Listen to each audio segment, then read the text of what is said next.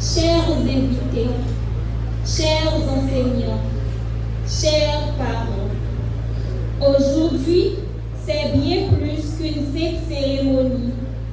C'est la célébration de rêves accomplis. Nous, les gradués, nous avons franchi cette étape importante de notre parcours grâce à notre persévérance et à l'accompagnement constant de notre parent. Derrière chaque réussite, il y a un enseignant qui a cru en nous, un parent qui nous a soutenus et une école qui nous a offert les moyens de grandir et de nous surpasser.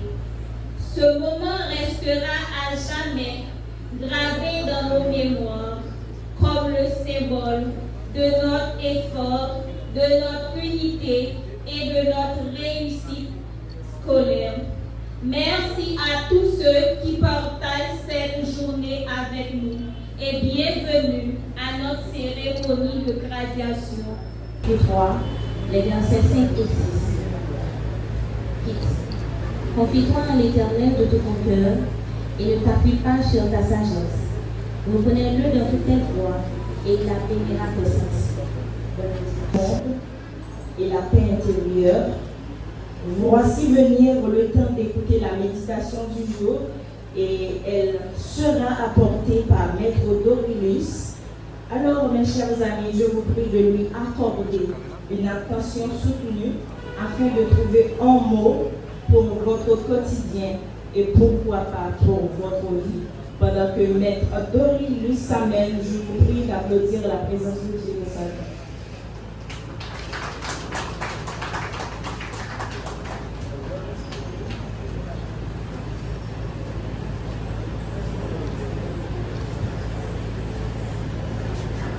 Mesdames, Messieurs, chers récipiendaires, les différents responsables de cette noble institution, chers amis, nous avons le plaisir cet après-midi de prendre la parole, question de lever, de hisser le nom de celui qui nous a donné de la capacité, de l'intelligence et de la sagesse pour pouvoir accomplir pas mal de tâches de la vie.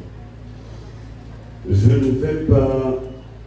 vais pas être long dans cette méditation.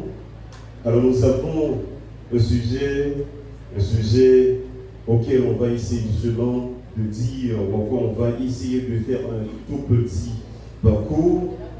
Ne vous appuyez pas seulement sur votre intelligence, un sujet qui a été tiré justement dans le texte Proverbes chapitre 3, versets 5 et 6. Ici, je m'adresse justement non seulement aux récipiendaires, mais aussi à toute l'assistance. Il est clair, mes chers amis, comme il est écrit dans le livre de Proverbes, chapitre 3, versets 5 et 6, confie-toi à l'Éternel de tout ton cœur et ne t'appuie pas sur ta propre intelligence, reconnais-le dans toutes tes voies, il aplanira tes sentiers.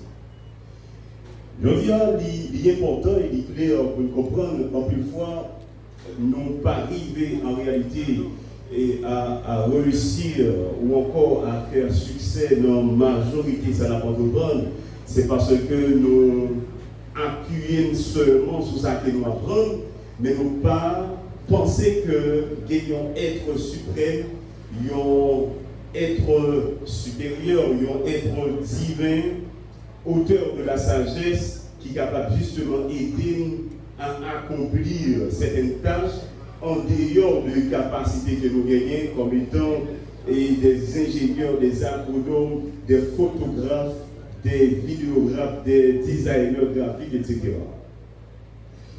Chers gradués, mes frères et sœurs, chers amis, aujourd'hui, C'est un jour spécial, bien sûr.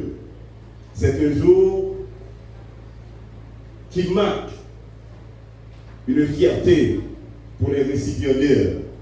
Mais j'aimerais justement vous parler entre votre diplôme, vos capacités, vos projets professionnels, vos relations, où Dieu, sur qui, sur quoi appuyez-vous? Il est important de savoir que l'intelligence humaine, mes chers amis, a des limites. Prendre une illustration pour vous expliquer tout cela, il y a un homme dans la Bible que l'on appelle Moïse. Et la plupart d'entre nous à coup sûr entendu parler de lui. Moïse, le grand libérateur du peuple Israël. Mais vous savez, avant même que Moïse ait rencontré Dieu dans le buisson Adam, sur la montagne, Moïse a essayé avec propre sagesse, avec propre capacité, avec tout le monde, une science ou encore, je dirais, la technologie à cette époque avait une grande notoriété. Mais Moïse était un savant. Mais quand Moïse pensait que le peuple d'Israël a besoin d'être libéré, il remarquait qu'il y a deux Égyptiens qui ont gourmé. Et Moïse, dans toute sagesse, alors il remarquait en réalité, il y a un Égyptien ensemble avec un Israélite qui ont gourmé. Dans toute sagesse, Moïse, il pensait que c'est l'Israélite. Mais ça, c'était une erreur grave. Après quelques jours, Moïse encore rencontré de l'institution, c'est bien le directeur. Le directeur a prié d'avancer.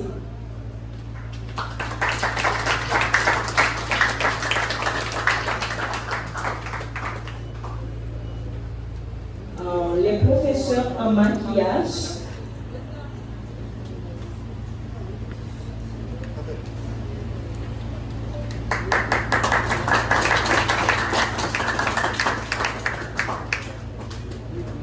À présent, mes chers amis, c'est le tour des parents de cette institution. C'est bien Madame et Monsieur Amos. Ils sont priés d'avancer.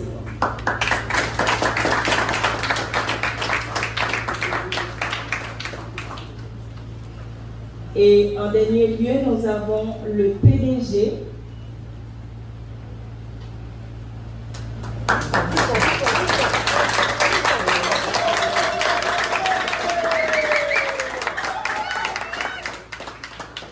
Ce sont bien les personnels de NICEPIC et les professeurs. Encore une fois, je vous prie de les applaudir chaudement, s'il vous plaît.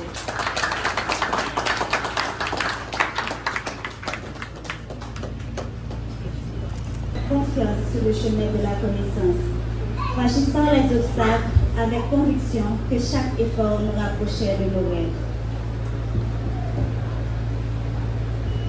La lettre U, inspirée par la passion d'apprendre et le désir de comprendre, nous avons transformé chaque épreuve en une leçon et une force de résilience.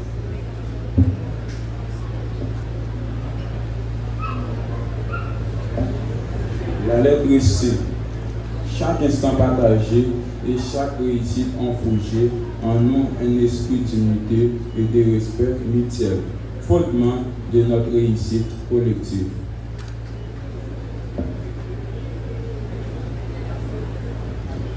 La lettre E. En ce jour solennel, nous honorons non seulement les mois d'études et les valeurs de l'excellence, d'intégrité et de persévérance qui guideront nos pas de l'avenir.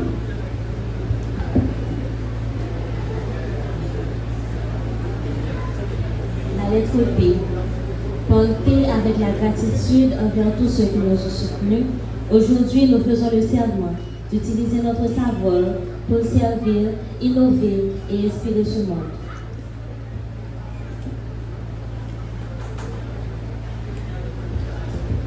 La lettre I. Inscrit désormais dans l'histoire de cette institution, nous devenons le témoin vivant de ce que la détermination et la foi en soi peuvent accomplir.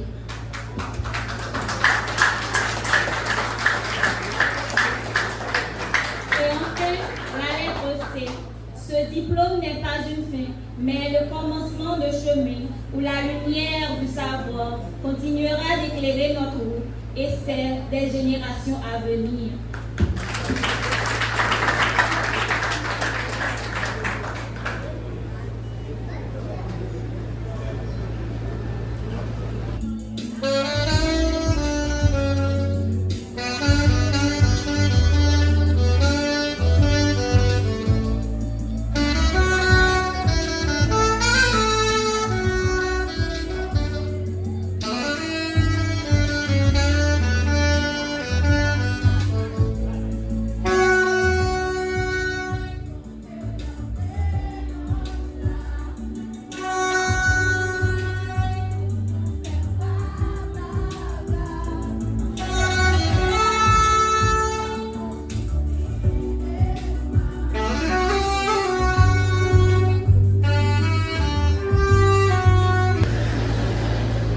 Biographie de Louis-Jacques Mandela.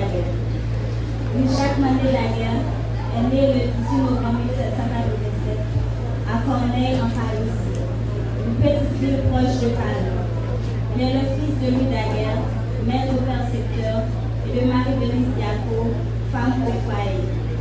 Son enfance se déroule dans un milieu simple, mais ouvert à la curiosité et au travail bien fait. Très tôt, il se passionne pour le dessin, la lumière et les effets d'ombre.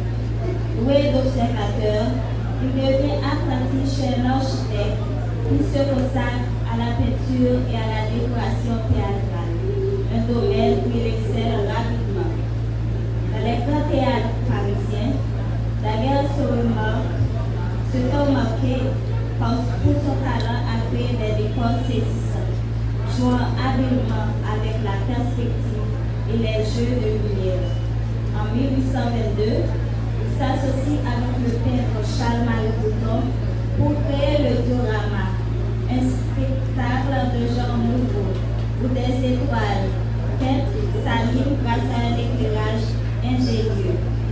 Ce spectacle, qui mêle art et illusion, connaît un immense succès et attire des foules émerveillées. Pourtant, Daguerre ne se contente pas de ce triomphe. Il rêve de moyens de fixer les images réelles elles-mêmes, de capturer la lumière et le monde tel qu'il paraissent à l'œil humain.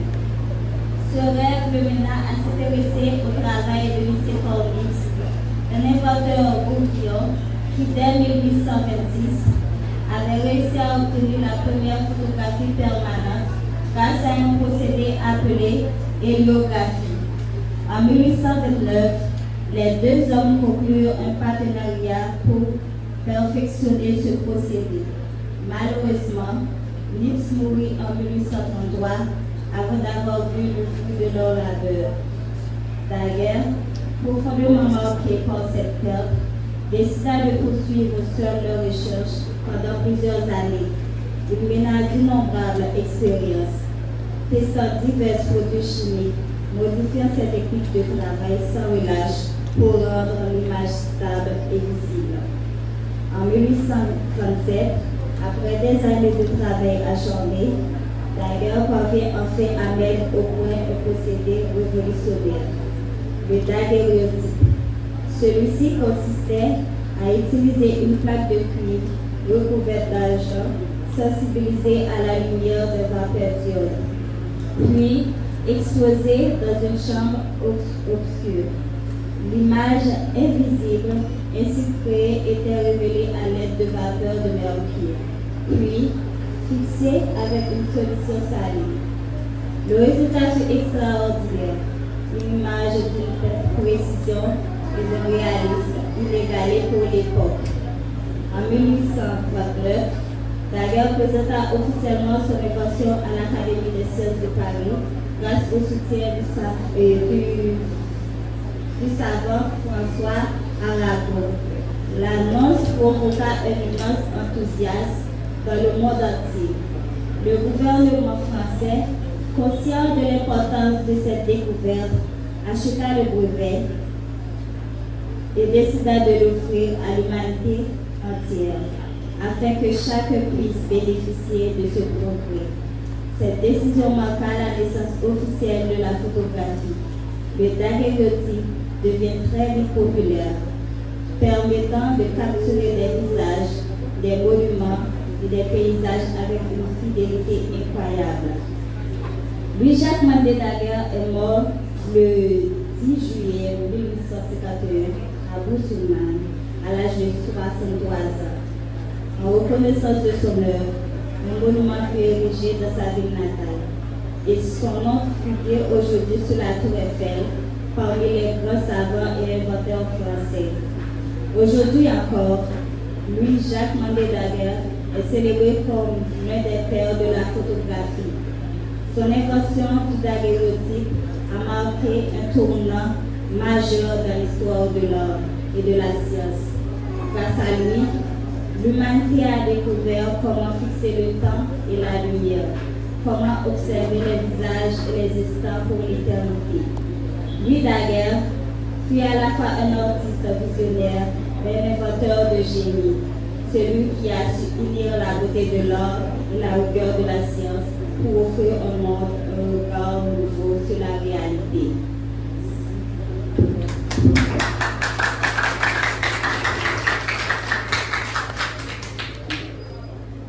Ouvre toujours la porte à ceux qui ont souffert. Les gens du Nord, n'oubliez pas qu'ils ont vécu des années d'enfer. Si la maison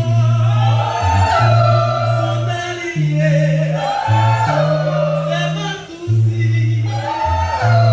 d'égalité.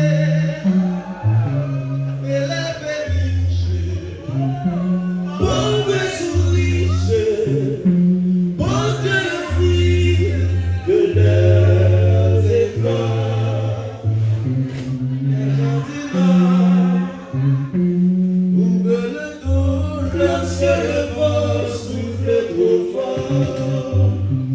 Les gens du Nord se lèvent tôt quand la mer, quand tout les sort. À l'horizon de la campagne, c'est le charbon et la montagne, les rues de ville, dans les tranquilles, la vie tombe sur les pavés.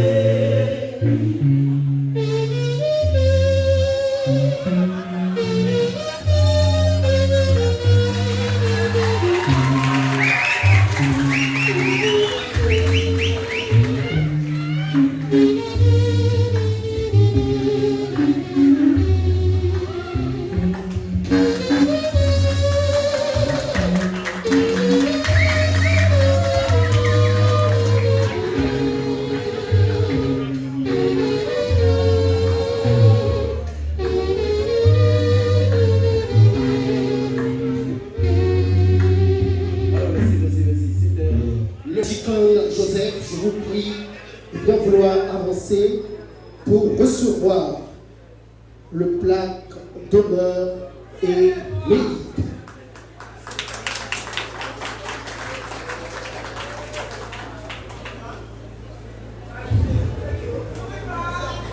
En reconnaissance de sa longue et remarquable carrière en tant que l'un des photographes les plus anciens de la ville, par sa passion inébranlable, son dévouement et son talent, il a su capturer l'histoire, les visages et les moments précieux de plusieurs générations.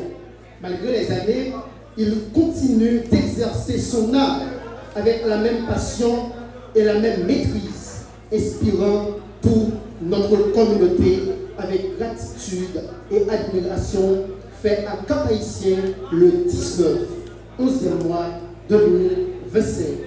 Monsieur Adjikan, avec tout le plaisir. Alors, afin d'immortaliser ce moment, nous allons prendre une reprise de photos, une très belle photo qui va conserver de la galerie des stars de Nicepeak Studio Photographie. Merci. Jean Amos.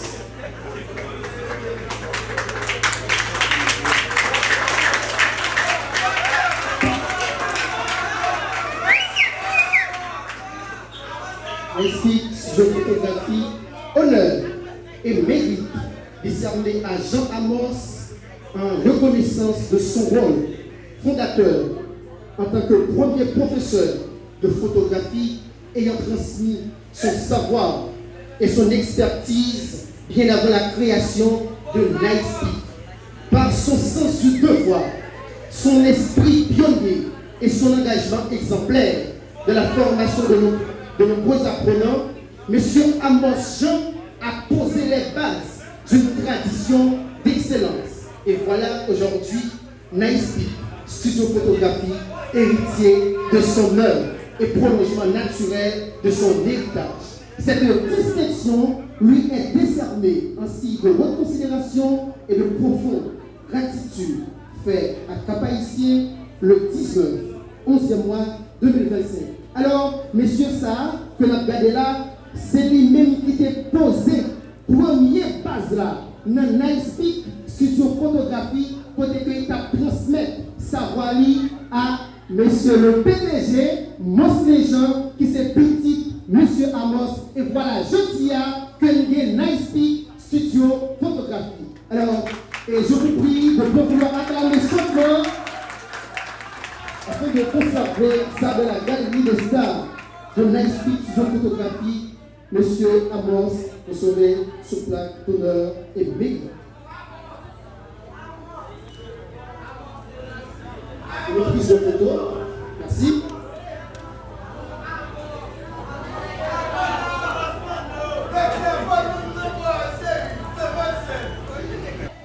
Le plat d'honneur et mérite.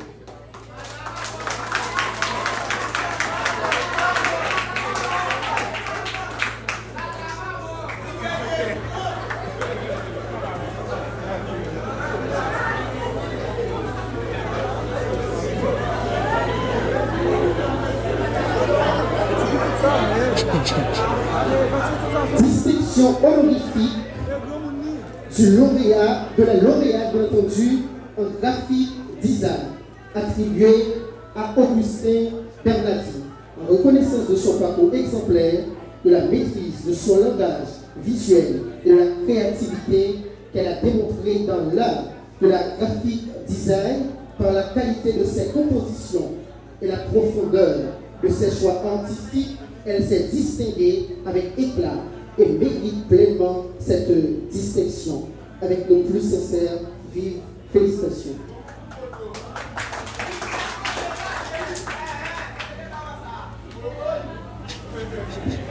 Merci pour notre prise de photo, s'il vous plaît.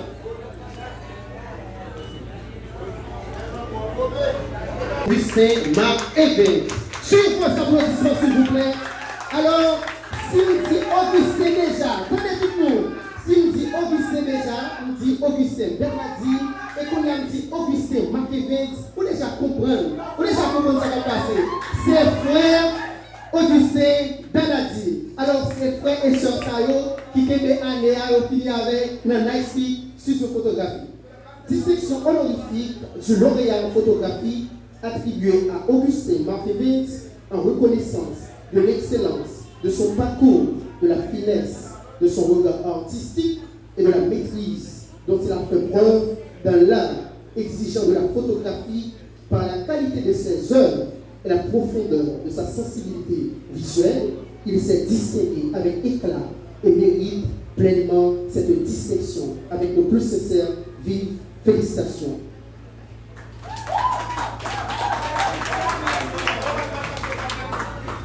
Merci.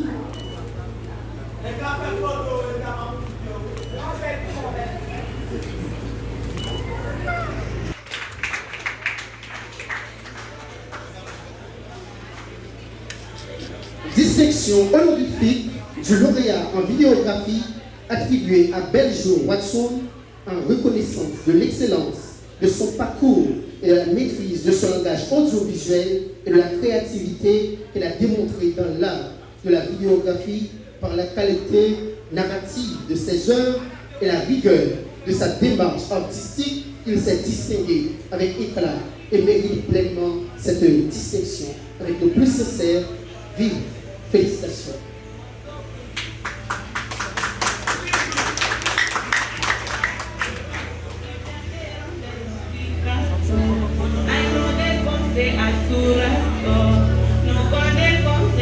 c'est notre parrain de promotion. Alors, mon très cher parrain, je vous prie de bien vouloir avancer pour que le grand public puisse vous voir. Alors, je vous prie de bien vouloir acclamer chaudement l'arrivée de M. John Prévy.